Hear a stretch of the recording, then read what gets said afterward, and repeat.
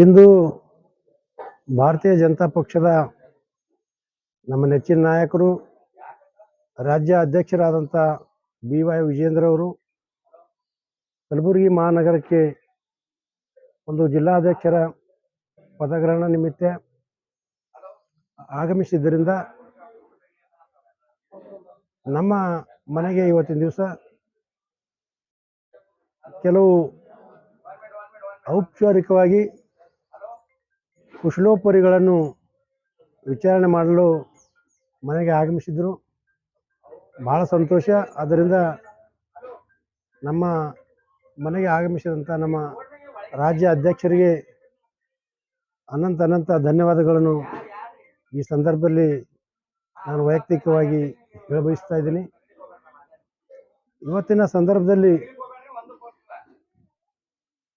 ಕರ್ನಾಟಕ ರಾಜ್ಯಾದ್ಯಂತ ನಮ್ಮ ರಾಜ್ಯಾಧ್ಯಕ್ಷರಾದಂಥ BY ವಿಜೇಂದ್ರ ಅವರು ಕಾಲಿಗೆ ಚಕ್ರವನ್ನು ಕಟ್ಟಿಕೊಂಡು ಏನು ಬರುವಂಥ 28 ಲೋಕಸಭಾ ಚುನಾವಣೆಗಳಲ್ಲಿ ಎಲ್ಲ ಸ್ಥಾನಗಳು ಗೆಲ್ಲಬೇಕೆನ್ನುವಂಥ ದೃಢ ಸಂಕಲ್ಪವನ್ನು ಮಾಡಿ ಅವರೆಲ್ಲ ಪ್ರವಾಸ ಮಾಡ್ತಾ ಇದ್ದಾರೆ.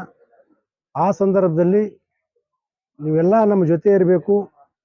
ವಿಶೇಷವಾಗಿ ದಲಿತರು, ಹಿಂದುಳಿದವರು ಮತ್ತು ಶೋಷಿತ ವರ್ಗದ ಎಲ್ಲ ಜನರನ್ನು ನಾವು ಒಂದೆಡೆಗೆ ಸೇರಿಸಿಕೊಂಡು ಮುಂದಿನ ದಿನಗಳಲ್ಲಿ ಈ ಭಾರತೀಯ ಜನತಾ ಪಕ್ಷಕ್ಕೆ ಒಂದು ಶಕ್ತಿಯಾಗಿ ಅವರು ನಿಲ್ಲಬೇಕು. ಅವರು ಎಲ್ಲ ಸಮಸ್ಯೆಗಳನ್ನು ಕೂಡ ನಾವು ರಾಜ್ಯ ಮತ್ತು ರಾಷ್ಟ್ರ ಮಟ್ಟದಲ್ಲಿ ನಾವು ಸರಿಪಡಿಸುವಂಥ ಕೆಲಸ ನಾವು ನೀವು ಕೂಡಿ ಮಾಡೋಣ ಎನ್ನುವಂಥ ಭರವಸೆಯನ್ನು ಕೂಡ ಅವರು ಕೊಟ್ಟಿದ್ದಾರೆ.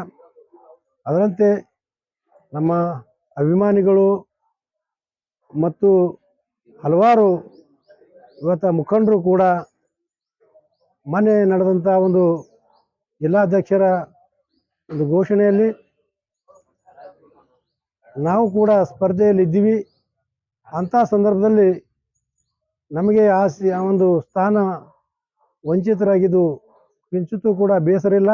ಯಾಕಂದರೆ ನಾವು ಪಕ್ಷದ ಒಬ್ಬ ನಿಷ್ಠಾವಂತ ಕಾರ್ಯಕರ್ತನಾಗಿ ಪಕ್ಷದ ಒಂದು ಹಿತದೃಷ್ಟಿಯಿಂದ ವರಿಷ್ಠರು ಯಾವುದೇ ನಿರ್ಧಾರ ತೆಗೆದುಕೊಂಡರೂ ಕೂಡ ಅದಕ್ಕೆ ನಾವು ಬದ್ಧರಾಗಿ ಕೆಲಸ ಮಾಡ್ತಾ ಇದ್ದೀವಿ.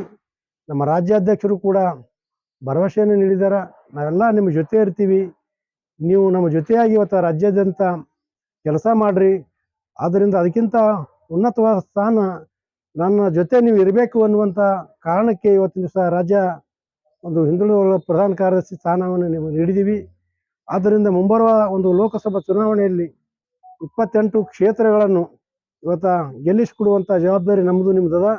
ಅದಕ್ಕೆ ನಮ್ಮ ಜೊತೆ ನೀವು ಇರ್ರಿ ಎನ್ನುವಂಥ ಮಾತನ್ನು ಕೂಡ ಅವರು ವ್ಯಕ್ತಪಡಿಸಿದಕ್ಕೆ ಆತ್ಮೀಯ ಸ್ವಾಗತಿಸಿ, ಇವತ್ತು ಪಕ್ಷದ ಒಂದು ಸಿದ್ಧಾಂತದಂತೆ ನಾವು ಈ ಪಕ್ಷದಲ್ಲಿ ಇರುವಂಥ ಎಲ್ಲರನ್ನು, ಕೇವಲ ಒಂದು ಹಿಂದುಳಿದವರು, ದಲಿತರು, ಶೋಷಿತರನ್ನದೇ ಎಲ್ಲ ವರ್ಗದ ಜನರನ್ನು ಇವತ್ತು ವಿಶ್ವಾಸಕ್ಕೆ ತೆಗೆದುಕೊಂಡು ಮತ್ತೆ ಈ ದೇಶದಲ್ಲಿ ನರೇಂದ್ರ ಮೋದಿಯವರು ಈ ಪ್ರಧಾನಿ ಆಗಬೇಕು. ಯಾವ ರೀತಿಯಾಗಿ ಈ ಹಿಂದೆ ಭಾರತ ದೇಶ ತಾಯಿ ಸ್ಥಾನದಲ್ಲಿ ಜಗತ್ತಿನಲ್ಲಿ ಇತ್ತು, ಅದನ್ನು ಮತ್ತೆ ಮರುಸ್ಥಾಪನೆ ಮಾಡಲು ನಾವು ಎಲ್ಲರೂ ಕೂಡಿ ಇವತ್ತಿನ ದಿವಸ ರಾಷ್ಟ್ರ ಹಿತದೃಷ್ಟಿಯಿಂದ ನಾವು ನರೇಂದ್ರ ಮೋದಿಯವರನ್ನು ಪ್ರಧಾನಮಂತ್ರಿ ಮಾಡೋದು ಅನಿವಾರ್ಯದ. ಆ ನಿಟ್ಟಿನಲ್ಲಿ ಎಲ್ಲ ರೀತಿಯಾದಂಥ ಒಂದು ಸಹಕಾರವನ್ನು ಸಾರ್ವಜನಿಕರು ನೀಡಬೇಕೆನ್ನುವ ಮನವಿಯನ್ನು ಈ ಮುಖಾಂತರ ನಾನು ಮಾಡ್ತಾ ಇದ್ದೀನಿ. ಧನ್ಯವಾದಗಳು.